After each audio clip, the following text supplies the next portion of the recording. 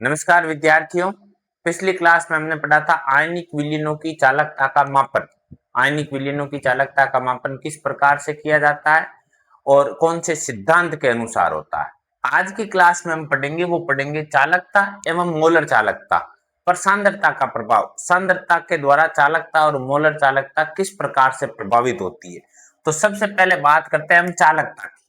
किसकी बात करते हैं? चालकता की। हम जानते हैं कि प्रतिरोधकता के व्युत्क्रम को चालकता कहते हैं, जिसको कप्पा के द्वारा प्रदर्शित किया जाता है।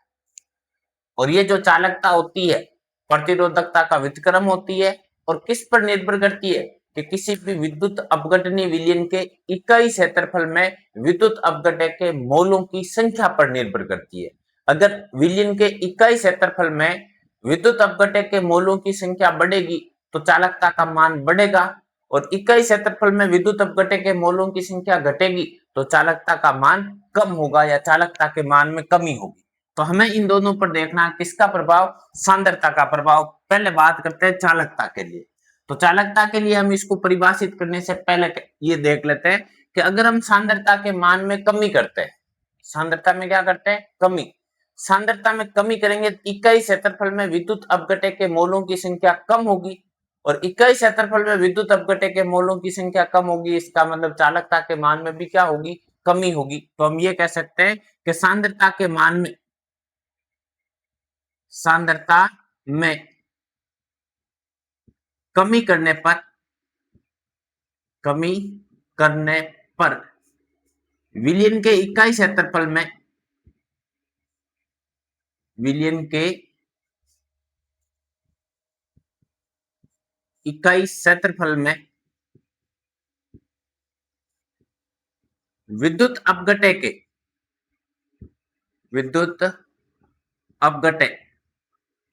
के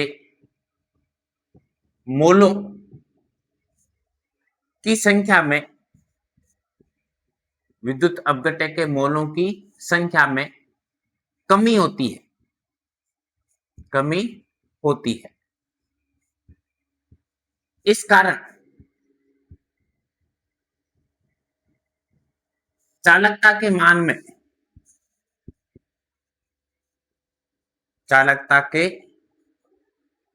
मान में कमी होती है। यह हो गई सांद्रता का चालकता पर प्रभाव। जब भी सांद्रता में कमी करोगे तो कमी करने पर विलयन के इकाई क्षेत्रफल में विद्युत अपघटक के मोलों की संख्या कम होगी, इस कारण कप्पा के मान में भी क्या होगी? कमी होगी। सरल शब्दों में आप इसको इस प्रकार से भी कह सकते हो कि आपने सांद्रता के मान में की कमी। सी का मतलब है सांद्रता में आपने क्या की? कमी की। तो सांद्रता में कमी की तो कप्पा के मान में, चालकता के मान में भी क्या होती है? कमी होती है। और ये कमी क्यों होती है? क्योंकि विद्युत अपघटक के, या आप कह सकते हो विलय के मोल में कमी होती है। विलय के मोल में क्या होती है? कमी। इस कारण चालकता के मान में भी क्या होती है? कमी होती है। कब? जब सांद्रता को कम करते हैं। अब दूसरा प्रभाव हम देखते हैं किस पर? मोलर चालकता पर। किस पर देखते हैं? मोलर चालकता। मोलर चालकता किसे कहते हैं? किसको प्रदर्शित किया जाता है? लैम्डा एम के द्वारा। और परिभाषा के तौर पर हमने पढ़ा था किसी विद्युत अपघटनीय विलयन में विद्युत अपघटक का एक मोल लवा है तो दोनों इलेक्ट्रॉनों के मध्य जो चालकता उत्पन्न होती है उस चालकता के मान को ही कहते हैं मोलर चालकता। तो बात करते हैं हम यहाँ पर, अगर हम सांद्रता में कमी करेंगे, सांद्रता में क्या करेंगे? कमी। सांद्रता में कमी करेंगे तो आयतन बढ़ेगा, और सांद्रता में हुई कमी की तुलना में आयतन में हुई वृद्धि का मान अधिक होगा। इस कारण मोलर चालकता के मान में क्या होगी? वृद्धि होगी। तो आप ये कह सकते हो कि सांद्रता में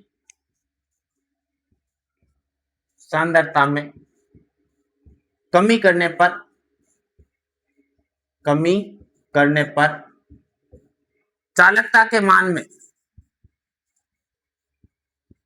चालकता में कमी होती है। परंतु आयतन में वृद्धि होती है, वृद्धि होती है, जिसका मान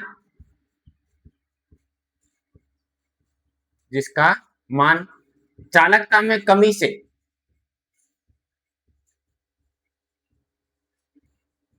अधिक होता है, अधिक होता है। इस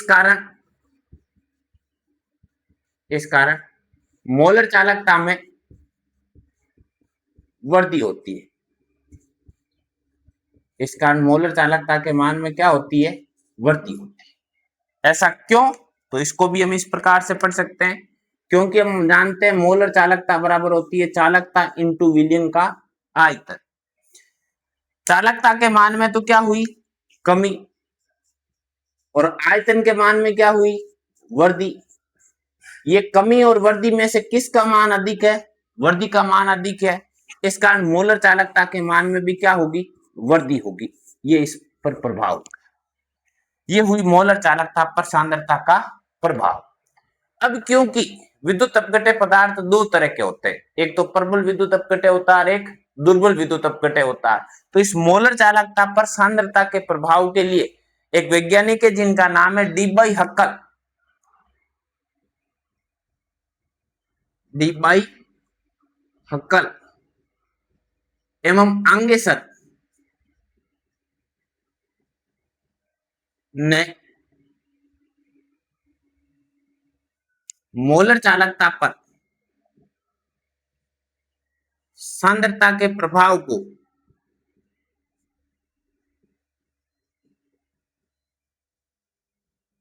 दर्शाया, सांद्रता के प्रभाव को प्रदर्शित किया या समीकरण दी। तो किस प्रकार की समीकरण दी? तो उन्होंने इस प्रकार की समीकरण दी कि मोलर चालकता बराबर अनंत अनुता पर मोलर चालकता माइनस का ए इंटू रूट सी।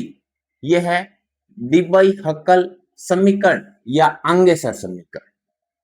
इसमें अगर हम प्रदर्शित करें तो इसका मतलब लैम्डा एम का मतलब है मोलर चालकता, एम नोड का मतलब है अनंत अनुता पर मोलर चालकता, ए का मतलब है आंगेसर स्थिरांक और सी का मतलब है सांद्रता। अगर हम इनको प्रदर्शित करें तो इसका मतलब तो हुआ मोलर चालकता, मोलर चालकता। लैम्डा एम नोड का मतलब हुआ सीमांत मोलर चालकता, सीमांत मोलर चालकता। ए का मतलब हुआ आंगेसर स्थिरांक या स्थिरांक और सी का मतलब हुआ सांद्रता से। ये समीकरण थी। अब इस समीकरण में हम ये कह सकते हैं कि सांद्रता का मान बढ़ाओगे, सांद्रता का मान बढ़ाओगे तो मोलर चालकता के मान में क्या होगी? कमी होगी। तो ये डी हक्कल एवं आंगेसर ने मिलकर के मोलर चालकता पर सांद्रता के प्रभाव को दर्शाया या सांद्रता के प्रभाव के लिए एक समीकरण दी। तो ऐसा प्रश्न पूछा जाता है डी हक्कल समीकरण लिखो। तो डी हक्कल समीकरण है मोलर चालकता बराबर अनंत अनुता पर मोलर चालकता माइनस का ए इंटू रूट सी। ए का मतलब है आंगेसर स्थिरांक या स्थिरांक और रूट सी का मतलब है सांद्रता का वर्गमूल। और सांद्रता का मान बढ़ाओगे तो माइनस का मान बढ़ेगा, इस कारण मोलर चालकता के मान में क्या होगी? कमी होगी। और उन्होंने दो बातें और कही, मीन्स इस प्रकार से आरेख खींचे थे, आरेख खींचे, किन किन के मध्य खींचे? मोलर चालकता और सांद्रता के मध्य। एक तरफ तो उन्होंने ली मोलर चालकता और एक तरफ ली उन्होंने सांद्रता, सांद्रता का वर्गमूल। दो तरह के आरेख खींचे, एक प्रबल विद्युत अपघट्य के लिए खींचा और एक दुर्बल विद्युत अपघट्य के लिए खींचा। यहाँ पर ले ली मोलर चालकता और यहाँ पर क्या लिया? सांद्रता का वर्गमूल। और डी हक्कल ने कहा अगर सांद्रता का मान बढ़ाते हो और मोलर चालकता के मान में नियमित कमी होती है, मोलर चालकता के मान में क्या होती है? नियमित कमी, तो इसका मतलब ये प्रबल विद्युत अपघट्य है।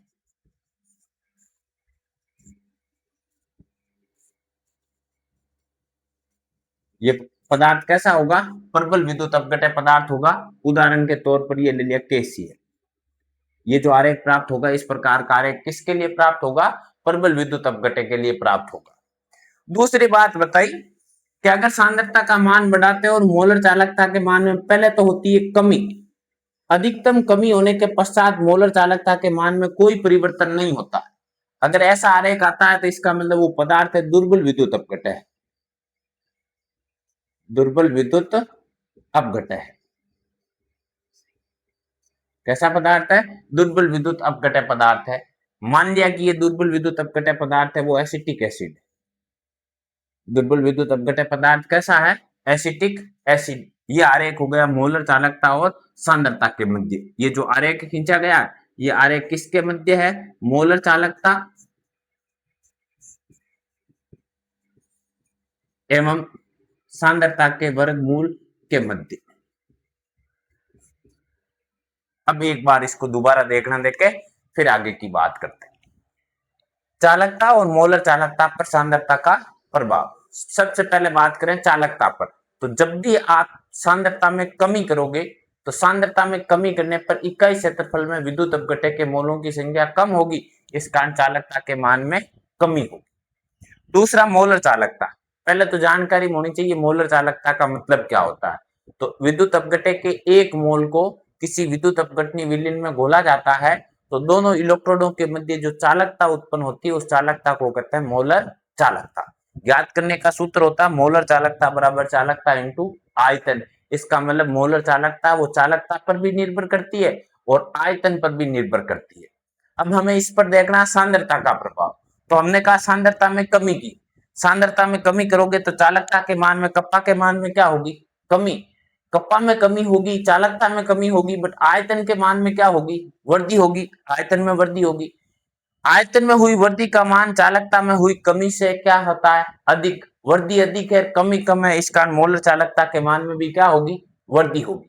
इस मोलर चालकता को ठीक से प्रभावित करने के लिए मोलर चालकता का मान किस प्रकार से प्रभावित होता है, इसके लिए डीबाई-हक्कल एवं आंगेसर ने डीबाई-हक्कल समीकरण या आंगेसर समीकरण दी। अगर आपसे डीबाई-हक्कल समीकरण या आंगेसर समीकरण पूछे मोलर चालकता पर सांद्रता के प्रभाव के लिए, तो वो समीकरण थी मोलर चालकता बराबर अनंत अनुता पर मोलर चालकता माइनस का a इंटू रूट सी। इसको आंगेसर समीकरण पढ़ते हैं या डीबाई-हक्कल समीकरण पढ़ते हैं। क्या पढ़ते हैं? डीबाई-हक्कल समीकरण या आंगेसर समीकरण। अब इसके लिए उन्होंने दो तरह के बताए आरेख खींचे मोलर चालकता और सांद्रता के वर्गमूल के मध्य। अगर सांद्रता का मान बढ़ाते हैं मोलर चालकता के मान में नियमित कमी होती है, लगातार कमी होती है, इसका मतलब वो प्रबल विद्युत अपघटय पदार्थ है। और उन्होंने कहा सांद्रता का मान बढ़ाते हैं मोलर चालकता के मान में पहले तो होती है कमी और फिर उसके मान में कोई परिवर्तन नहीं हुआ, इसका मतलब वो दुर्बल विद्युत अपघटय पदार्थ होता है। ये हो गई डीबाई-हक्कल समीकरण और उसके अनुसार मोलर चालकता और सांद्रता के वर्गमूल के मध्य आरेख। ये हुआ सांद्रता एवं मोलर चालकता पर, सॉरी, चालकता एवं मोलर चालकता पर सांद्रता का प्रभाव। अब इससे आगे देखते हैं। अभी हमने देखा चालकता एवं मोलर चालकता पर सांद्रता का प्रभाव एवं डीबाई-हक्कल समीकरण या आंगेसर समीकरण। अब हम बात करते हैं कोलराउस नियम। कोलराउस ने कहा था कि कोई भी विद्युत अपघटनी विलयन है, उस विद्युत अपघटनी विलयन की अनंत अनुता पर मोलर चालकता उसके धनायन की अनंत अनुता पर मोलर चालकता और उसके ऋणायन की अनंत अनुता पर मोलर चालकता के योग के तुल्य होता है। कोई विद्युत अपघटनी विलयन है, विद्युत अपघटय होगा तो दो आयन बनेंगे, एक धनायन बनेगा और एक ऋणायन बनेगा। तो उस विद्युत अपघटनी विलयन की अनंत अनुता पर मोलर चालकता का मान धनायन की अनंत अनुता पर मोलर चालकता व ऋणायन की अनंत अनुता पर मोलर चालकता के योग के तुल्य होता है। तो कोलराउस नियम क्या कहता है? तो कोलराउस नियम कहता है इनके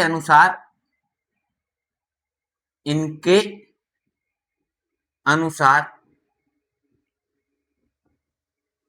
किसी विद्युत अपघटनी, इनके अनुसार किसी विद्युत अपघटनी विलयन की अनंत तनुता पर मोलर चालकता का मान अनंत अनुता पर मोलर चालकता का मान धनायन व ऋणायन, धनायन व ऋणायन की अनंत तनुता पर मोलर चालकता के योग के तुल्य होता है, कि योग के तुल्य होता है या योग के बराबर होता है। हम इसको इस प्रकार से कह सकते हैं कि कोलराउस ने यह कहा था कि अनंत अनुता पर मोलर चालकता, अनंत अनुता पर मोलर चालकता means lambda divinity M node या एम बराबर धनायन की अनंत अनुता पर मोलर चालकता प्लस ऋणायन की अनंत अनुता पर मोलर चालकता, इन दोनों का योग करोगे तो वो विलयन की अनंत अनुता पर मोलर चालकता होगी। यह है कोलराउस नियम। दूसरी बात इन्होंने कही कि अगर आयनों की संख्या, धनायन की संख्या या ऋणायन की संख्या 2 या 2 से अधिक है तो आप इसको इस प्रकार से पढ़ सकते हो, जो धनायन की अनंत अनुता पर मोलर चालकता एक आयन की, उसको गुणा कर लोगे उसके आयन से, ऋणायन की अनंत अनुता पर मोलर चालकता को कर लोगे ऋणायन के आयनों से मल्टीप्लाई। तो इसको आप इस प्रकार से भी लिख सकते हो कि विलयन की अनंत अनुता पर मोलर चालकता बराबर धनायन की संख्या इंटू धनायन की अनंत अनुता पर मोलर चालकता प्लस ऋणायनों की संख्या इंटू ऋणायन की अनंत अनुता पर मोलर चालकता। यह है कोलराउस नियम, इसको पढ़ सकते हो कोलराउस समीकरण। यह है वो क्या है, कोलराउस समीकरण, कोलराउस समीकरण। कोलराउस नियम लिखो अगर आपसे पूछे तो आप ये कह सकते हो किसी विलयन की अनंत अनुता पर मोलर चालकता धनायन की अनंत अनुता पर मोलर चालकता व ऋणायन की अनंत अनुता पर मोलर चालकता के योग के तुल्य होता है। अगर आयनों की संख्या ज्यादा है उस मोलर चालकता को उसके आयनों की संख्या से मल्टीप्लाई कर लोगे। अब बात करते हैं कोलराउस नियम के अनुप्रयोग, कोलराउस नियम के अनुप्रयोग क्या अनुप्रयोग है। तो नंबर 1, पहली बात उन्होंने बताई कि अगर विलयन की सांद्रता का मान, विलयन की सांद्रता का मान 0 है तो दुर्बल विद्युत अपघट्य पदार्थ के लिए अनंत अनुता पर मोलर चालकता की गणना संभव है या आप कर सकते हो इस नियम के अनुसार। पहला अनुप्रयोग तो उन्होंने ये कहा कि यदि दुर्बल विद्युत अपघट्य, दुर्बल विद्युत अपघट्य पदार्थ की, या इसकी जगह आप ये कह सकते हो विलयन की सांद्रता का मान, सांद्रता का मान 0 होता है तो, या 0 हो तो उसकी अनंत अनुता पर, उसकी अनंत अनुता पर मोलर चालकता,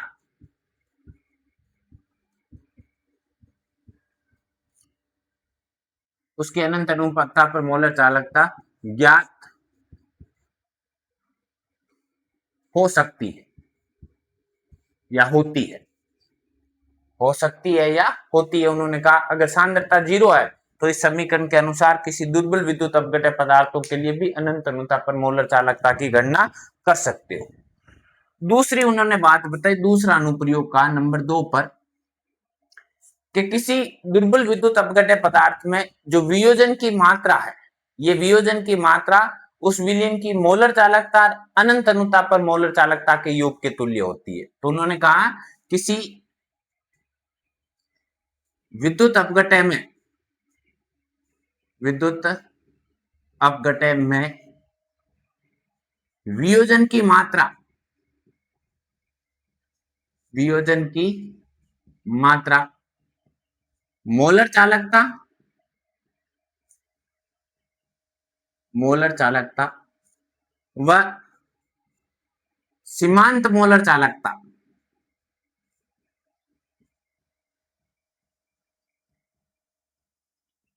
मोलर चालकता व सीमांत मोलर चालकता के अनुपात के तुल्य होती है, के अनुपात के तुल्य होती है। हम इसको इस प्रकार से पढ़ सकते हैं कि अगर वियोजन की मात्रा मानी आपने अल्फा, ये ले ली जैसे वियोजन की मात्रा अल्फा, तो ये वियोजन की मात्रा वो मोलर चालकता और सीमांत मोलर चालकता मीन्स अनंत अनुता पर मोलर चालकता, इन दोनों के अनुपात के तुल्य होती है। ये अनुप्रयोग नंबर हो गया कौन सा? दूसरा। उन्होंने कहा किसी विद्युत अपघटय पदार्थ में वियोजन की मात्रा है वो मोलर चालकता और अनंत अनुता पर मोलर चालकता के तुल्य होती है। और तीसरा अनुप्रयोग उन्होंने किया था वो क्या था? साम्य स्थिरांक की गणना। साम्य स्थिरांक की गणना, किसी दुर्बल विद्युत अपघटय पदार्थ के लिए किसकी गणना की? साम्य स्थिरांक की गणना की। कैसे की? तो इसके लिए हम एक समीकरण व्युत्पन्न कर लेते हैं आपके लिए। ये दुर्बल विद्युत अपघटय पदार्थ है एसिटिक एसिड। अगर इसको आप जल के अंदर घोलते हो तो एक तो बनता है आपका एसीटेट आयन और एक बनता है H+ आयन। आपने इसमें प्रारंभ में मोल ले लिए, प्रारंभ में कह दिया, प्रारंभ में मोल की बात की, तो प्रारंभ में मोल इसका मान लिया आपने 1, और वियोजन नहीं होगा तो इसके मोलों की संख्या कितनी होगी? 0 और 0। फिर साम्य पर इसमें से वियोजित होने वाले पदार्थ की मात्रा मान ली अल्फा, तो 1 माइनस अल्फा। यहां पर कितना प्राप्त होगा? जितना वियोजित होगा उतना प्राप्त होगा। फिर आपने लिख दी साम्य पर सांद्रता, साम्य पर सांद्रता, मोल की संख्या को उससे गुणा कर लोगे, कितना बन जाएगा? 1 माइनस अल्फा इंटू सी। यहां पर क्या बन जाएगा? अल्फा सी, और यहां पर भी क्या बन जाएगा? अल्फा सी। हमें करनी है साम्य स्थिरांक की गणना। साम्य स्थिरांक, साम्य स्थिरांक को हम किसके द्वारा प्रदर्शित करते हैं? केसी के द्वारा। और केसी बराबर क्या होता है? उत्पादों की मोलर सांद्रता का गुणनफल अपोन अभिकारकों की मोलर सांद्रता का गुणनफल। उत्पाद की मोलर सांद्रता साम्य पर कितनी है? अल्फा सी इंटू अल्फा सी अपोन अभिकारक की मोलर सांद्रता, अभिकारक की मोलर सांद्रता कितनी है? 1 माइनस अल्फा इंटू सी। अगर आप सरल करोगे तो इस सांद्रता से ये सांद्रता क्या हो जाएगी? कैंसिल। और रासायनिक साम्य स्थिरांक Kc बराबर क्या हो जाएगा? अल्फा स्क्वायर सी अपॉन 1 माइनस अल्फा। ये हो गई रासायनिक साम्य स्थिरांक की गणना। यहां पर अगर हम बात करें इन इकाइयों की, तो Kc का मतलब तो क्या है? साम्य स्थिरांक या रासायनिक साम्य स्थिरांक। अल्फा का मतलब क्या है? वियोजन की मात्रा। और सी का मतलब किससे है? सांद्रता से। तो यहाँ 3 मान प्रयुक्त हुए। Kc का तो मतलब है साम्य स्थिरांक, साम्य स्थिरांक या रासायनिक साम्य स्थिरांक। अल्फा का मतलब है वियोजन की मात्रा या आयनन की मात्रा, और सी का मतलब है उस विलयन की विद्युत अपघटय पदार्थ की क्या? सांद्रता। ये हो गए कोलराउस नियम के अनुप्रयोग। 3 अनुप्रयोग है, पहला, दूसरा और तीसरा। एक बार दोबारा देखना। हम बात करते हैं कोलराउस नियम की। तो कोलराउस क्या कहता है? कोलराउस कहता है कि किसी भी विलयन की अनंत अनुता पर मोलर चालकता का मान धनायन की अनंत अनुता पर मोलर चालकता व ऋणायन की अनंत अनुता पर मोलर चालकता के योग के तुल्य होती है। अगर आयनों की संख्या ज्यादा है, अनंत अनुता पर मोलर चालकता को धनायन की धनायन से गुणा कर लेंगे, ऋणायन की अनंत अनुता पर मोलर चालकता को ऋणायन से गुणा कर लेंगे। ये हो गई कोलराउस समीकरण। फिर इस कोलराउस समीकरण के 3 अनुप्रयोग है। पहला अनुप्रयोग, पहला नंबर ये कहता है कि अगर दुर्बल विद्युत अपघटय पदार्थ है और उसकी सांद्रता का मान 0 है तो उसकी अनंत अनुता पर मोलर चालकता की गणना संभव है। आप अनंत अनुता पर मोलर चालकता की गणना इस समीकरण से कर सकते हो। कौन से पदार्थों के लिए? दुर्बल विद्युत अपघटय पदार्थों के लिए या दुर्बल विद्युत अपघटनी विलयन के लिए। दूसरी उन्होंने कहा था कि किसी भी दुर्बल विद्युत अपघटय पदार्थ में वियोजन की मात्रा है, वियोजन की मात्रा को आप अल्फा के रूप में प्रदर्शित कर सकते हो। जो ये वियोजन की मात्रा है वो मोलर चालकता अनंत अनुता पर मोलर चालकता या सीमांत मोलर चालकता के अनुपात के तुल्य होती है। महत्वपूर्ण है, 1 नंबर का सीधा प्रश्न भी आता है। तीसरा अनुप्रयोग है, किसी दुर्बल विद्युत अपघट्य पदार्थ के लिए साम्य स्थिरांक का सूत्र लिखो, या इस पर नंबरिकल सवाल भी बनता है, वो भी हम देखेंगे। तो साम्य स्थिरांक बराबर होता है अल्फा स्क्वायर सी अपॉन 1 माइनस अल्फा। सरल करोगे तो इस प्रकार से ये सरल हो जाएगा, और इसके अंदर आप अल्फा का मान भी रख सकते हो सीधा, या अलग से सरल करके भी लिख सकते हो। अलग से सरल करोगे तो अलग से मान दे रखा है, अल्फा बराबर होता है मोलर चालकता अपॉन अनंत अनुता पर मोलर चालकता। ये हो गया कोलराउस नियम और उसके अनुप्रयोग। अभी हमने देखा कोलराउस नियम और उसके अनुप्रयोग। अब उस पर हम न्यूमेरिकल सवाल करके देखते हैं। ये पहला प्रश्न है जिसमें 298 केल्विन पर एसिटिक एसिड HCl और NaCl की अनंत अनुता पर मोलर चालकता क्रमश है 290.5, 425.4 व 126.4 सीमेंस इंटू सेंटीमीटर स्क्वायर प्रति मोल है। तो सोडियम एसीटेट की अनंत अनुता पर मोलर चालकता की गणना करो। किसकी अनंत अनुता पर मोलर चालकता की गणना करनी है? सोडियम एसीटेट की। किसकी दे रखी है? तो आपने ये लिख दिया, देखो सरल करते समय सबसे पहले लिख दी अनंत अनुता पर मोलर चालकता। किसकी अनंत अनुता पर मोलर चालकता? एसिटिक एसिड की। ठीक है, कितना मान दे रखा है एसिटिक एसिड का? 290.5 सीमेंस इंटू सेंटीमीटर स्क्वायर प्रति मोल। दूसरी अनंत अनुता पर मोलर चालकता दे रखी है HCl की, कितनी है? 425.4 सीमेंस इंटू सेंटीमीटर स्क्वायर प्रति मोल। तीसरी किसकी दे रखी है? NaCl की, सोडियम क्लोराइड की, कितनी दे रखी है? 126.4 सीमेंस इंटू सेंटीमीटर स्क्वायर प्रति मोल। हमें जो गणना करनी है वो किसकी करनी है? गणना हमें गणना करनी है सोडियम एसीटेट की। अनंत अनुता पर मोलर चालकता की गणना करनी है, वो किसकी करनी है? सोडियम एसीटेट की। कैसे बनेगी? तो इसमें दो आयन बनेंगे, एक तो आयन बनेगा एसीटेट और एक आयन बनेगा कौन सा? Na+। इन दोनों की अनंत अनुता पर मोलर चालकता का योग है वो सोडियम एसीटेट का।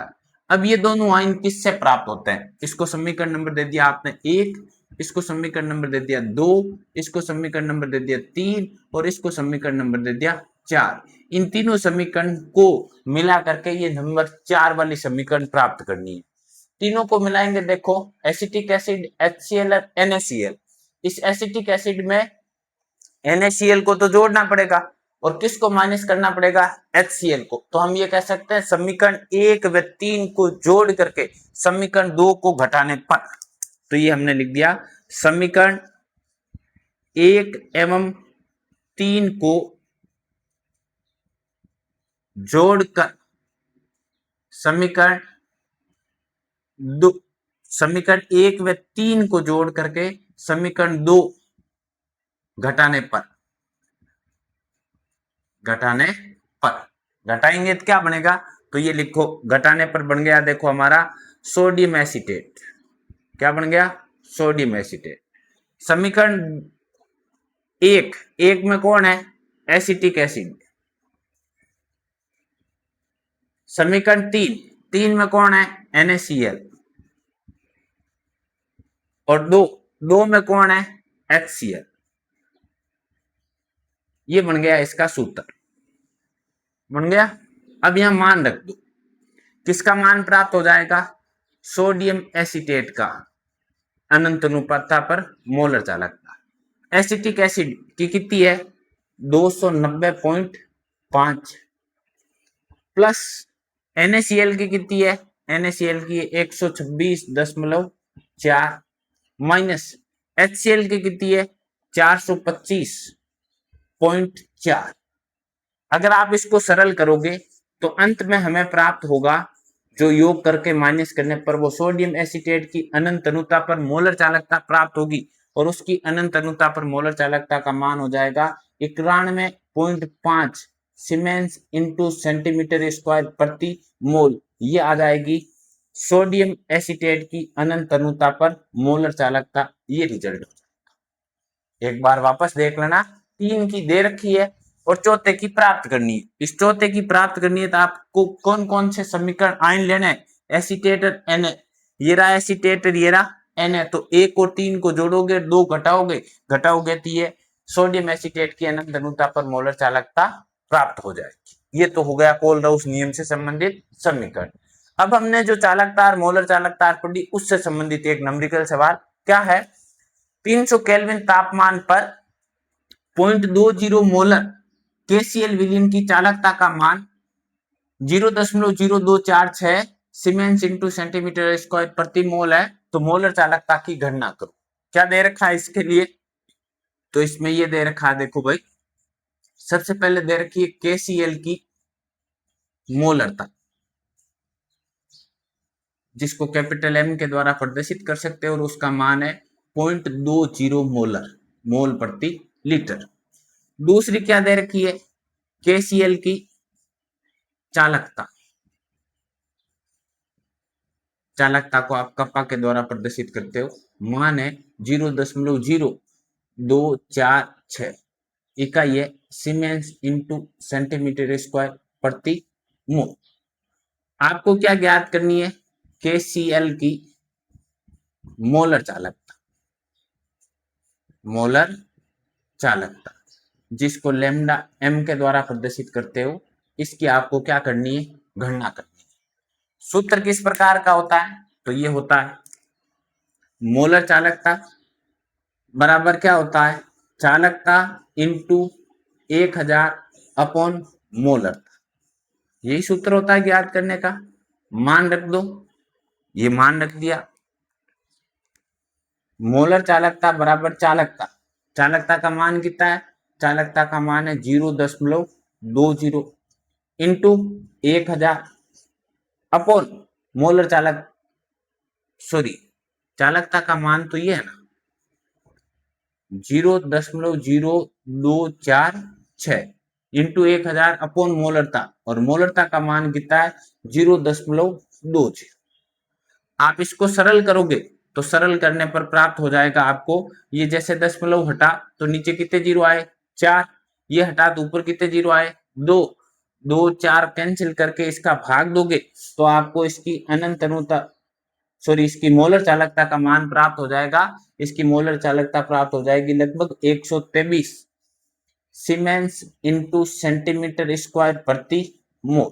ये हो जाएगी केसीएल विलियन की मोलर चालकता की गणना, ये आ जाएगा आपका रिजल्ट।